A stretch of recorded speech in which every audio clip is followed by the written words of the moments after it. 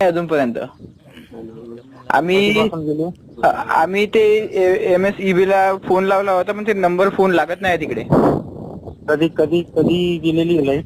Line आता जाऊन तरी 2 तास झाले जवळपास.